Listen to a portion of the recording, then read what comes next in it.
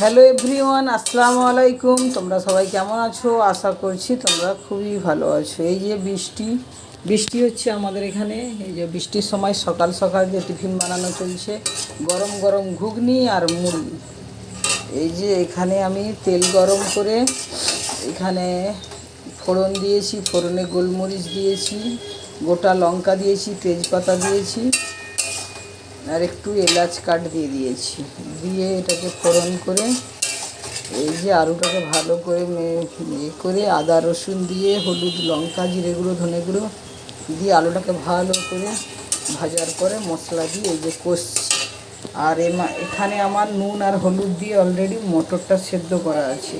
আর এইটা আমার প্রায় 50%-এর বেশি হয়ে গেছে, সুতরাং এইটা আমি দিয়ে দেবো এতে।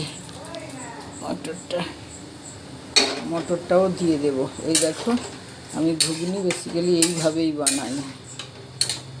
আর যদি ওইটাও প্রায় এবার ফুটলেই হয়ে যাবে, দুবার একটু ফুটবে একটু টাইম। এবার গরম মশলা দিয়ে দেব, শাহি গরম মশলা। এই যে শাহি গরম মশলা দিয়ে দেবো, দিয়ে আর একটু চিনি দিয়ে দেবো। চিনি দিলে টেস্ট হয়, খেতেও ভালো লাগে। যাই হোক, ভিডিওটা কেমন লাগলো, যদি ভালো লাগে লাইক কমেন্ট শেয়ার।